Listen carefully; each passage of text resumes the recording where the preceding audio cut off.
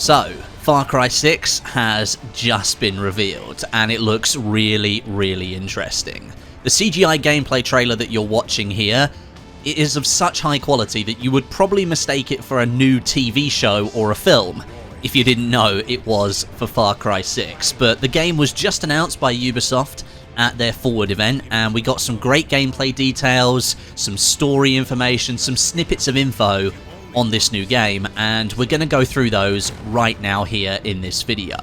And a big thanks to Ubisoft for sponsoring this one. If you want some more information, you can click the link in the description below. So to begin with, I'll give you a little bit of an idea about what's happening in Far Cry 6, just a general overview. The game is taking us to the fictional island nation of Yara, which, as you can see from many of the screenshots and the clips in the videos that Ubisoft has released, is heavily inspired by Cuba. Yara has been subject to many economic sanctions by the world powers, and basically it's been frozen in time for decades, very much like Cuba has in the real world. Towns and cities on the island, they are full of crumbling infrastructure and old buildings, loads of imported cars from the 1950s, the heavy gas-guzzling engines. You kind of get the idea here. The leader of Yara, his name is Anton Castillo, and he was elected by the people to restore Yara to its former glory, to take it back to the days of being a paradise before all the economic sanctions.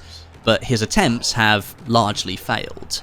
To fuel the ambition that Castillo had, he ended up creating a slave state where citizens would be punished for falling into line with the regime or even just speaking out against it. And we get to see a bit of this ideology in the cinematic trailer, where Castillo is talking to his son, Diego. Diego is just 13 years old, and his father is trying to shape and mold him into the future El Presidente, where he will then continue on the path that his father has forged. But Diego, he's conflicted, and he's not really sure if that's what he wants to do. When you start playing Far Cry 6, you're going to join this timeline, just as a revolution is starting to gain traction in Yara. There are guerrilla fighters all the way across the country. They're coming together to fight the regime that Castillo has maintained for years, under the guise of making Yara a better place for all. You as the player, you're going to take part in this. You become a guerrilla yourself. The main character you play is called Danny Rojas, a military dropout born on Yara, and you're going to be able to choose to play as a male or female character, and for the first time, according to Ubisoft, you're going to be able to see that character in third person in a Far Cry game. You're going to see them in the cutscenes and the cinematic clips as you progress through the story. And this is a really good time to mention what Ubisoft is really going for here if we're mentioning the story. Far Cry 6 will have a much greater emphasis on the narrative compared to previous titles. So for example, using an extremely famous actor as the villain, Giancarlo Esposito, known for his work in Breaking Bad and more recently, The Mandalorian. The musical score in the game, that's being composed and created by the team that worked on the Netflix show Narcos, and the game intro sequence is created by Patrick Clare, who worked on the show Westworld. And all of this stems from the fact that the game development is being led by Ubisoft Toronto for the first time.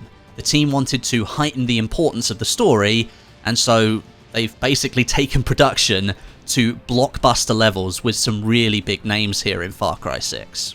So back to the info on the game here. According to Ubisoft, in the beginning when you start playing, the power in this war sits with Anton Castillo and his regime, with powerful military weapons and equipment on hand to hold back the rebels and stop them from really making that much of an impact.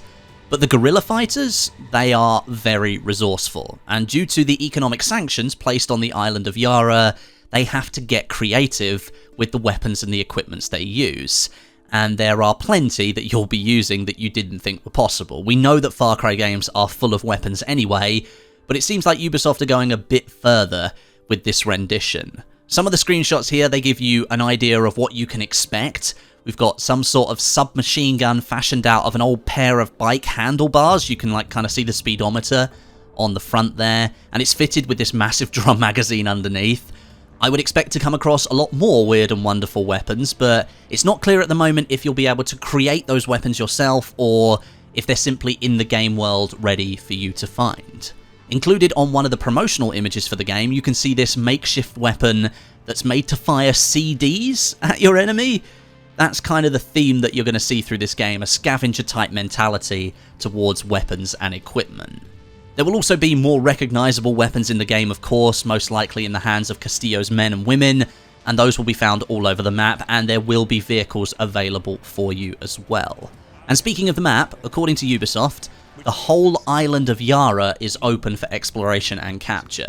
It's their most ambitious open world yet, with dense jungles, rural areas, pristine shorelines and beaches, as well as urban locations, like the capital city, Esperanza. Your ultimate goal is to overrun the Capitolia building in the city and take down the tyrant Anton Castillo. Although at the moment, we also have his son, Diego, and we don't really know how he's going to play into all of this. Is he going to be a vital part of the story, or is it just the very start where Ubisoft wants to give some context? We're not really sure at the moment, but that could be really interesting. Now, Ubisoft has also confirmed the return of a Far Cry 5 feature here in Far Cry 6, Fangs for Hire. This time it's named Amigos. You might remember in the previous game that you could enlist the help of various animals around the world to complete tasks for you, or help you complete tasks. Or you could just go over to them and pet them if you like. That's returning here in Far Cry 6, and the one that's been confirmed so far is a small dog called Chorizo, and you can see here from this screenshot that he doesn't seem to be able to use his back legs and instead has a pair of wheels to keep him moving. At the moment, there is no real gameplay that has been revealed for Far Cry 6. It is set to launch on the 18th of February 2021, so it's still a fair way away at the moment, a good 9 months or so, and that might be the reason why that gameplay hasn't been released. Likely the game is still in development and isn't quite finished. But the game is launching a few months after the launch of the next generation consoles, the Xbox Series X and the PlayStation 5. So presumably, Ubisoft is looking to take advantage of the more powerful hardware here and deliver a better looking game. The game is also scheduled to launch on Xbox One and PlayStation 4 as well, however, so if you're not looking to buy a new console but you still want to play the game, you should be absolutely covered. And PC players will also be able to play the game, just to mention that in case you were wondering. PC players, there will be a version for you. So then, wrapping things up here, I am really quite excited for this next Far Cry game. Far Cry 5 took things in a very different direction story-wise, but the location didn't quite appeal to everybody. And it looks like Ubisoft recognised both of those things and sought ways to improve them, and is seeking to go even further in Far Cry 6, using a fictional Cuba and really focusing in on the story. We've got some big name actors here to boost up the production quality. Giancarlo Esposito playing the villain Anton Castillo. That's just awesome for me because I loved his character in Breaking Bad when he played Gus Fring, and of course in Better Call Saul as well. Probably my two favourite shows of all time, and his dark portrayal here in Far Cry 6, I can see it being a much more in-depth and emotional story than perhaps what we've seen before. The setting as well, a fictional Cuba. It's this land that's just frozen in time with all these hallmarks of a more simpler past. And there's something that's really appealing to me about that. I've always wanted to visit Cuba, and maybe I will someday, but now I get to play around in a depiction of it in a video game, which is really cool. With Ubisoft holding back a lot of their games to allow for additional development time with the launch of the next-gen consoles, I am expecting bigger and better things here than what we saw in Far Cry 5 and Far Cry New Dawn, and there will be a pipeline of content coming to the game after launch via a Season Pass and 3 different DLCs, which means there may well be more to the story in Yara that we are yet to uncover at a later date. So, colour me excited. I'm really looking forward to this game.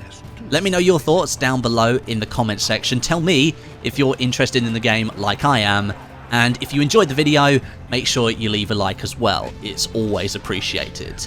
And I'll catch you all in the next one.